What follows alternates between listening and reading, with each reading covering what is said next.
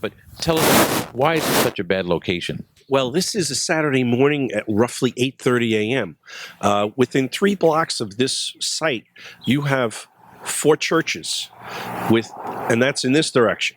If you go this way, you have PS 159 a block away. You have Bayside High School 3 blocks away.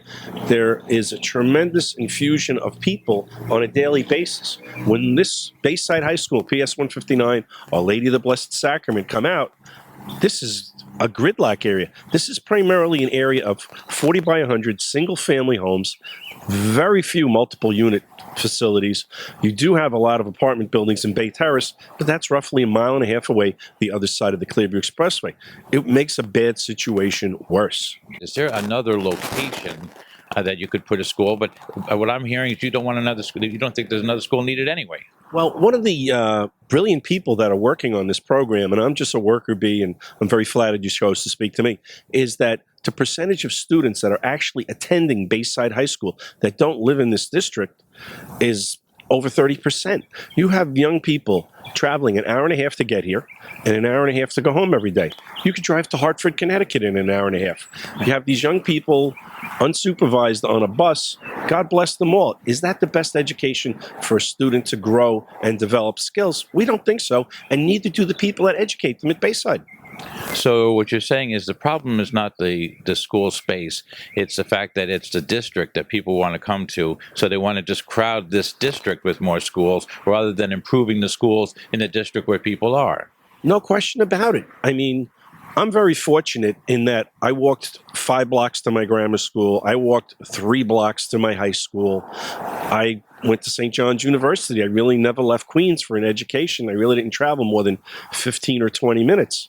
It is a tremendous challenge for a person that's only just out of junior high school or in junior high school to get on a bus, to get themselves organized. Yes, it's great skills to evolve, but to challenge a young person at those age, a lot of kids just don't have it. Yeah. They made the Throgs Neck Bridge a bunch of years ago with the proper idea of having community involvement prior to constructing the facilities before making a highway. So they just cut through Queens all the way down to the Grand Central Parkway, and they literally going to do that right here. But they went through the proper channels, had community involvement, and found out they were going to wipe out my parish, a church that my family developed from dirt on the ground. And there's nothing there. This was farms. We're standing right now at the southwest terminus of what was the Clearview Golf Course. The Clearview Golf Course had 3 18-hole golf courses.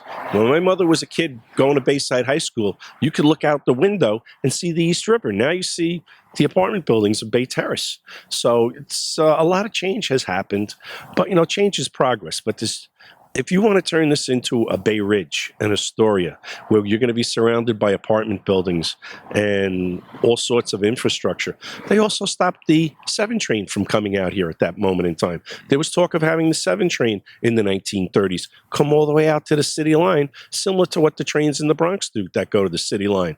But this community energized itself back in the 1930s and said, you're leaving that train in Flushing. And they did. So it's time for us to raise up again. Listen, I wish you luck.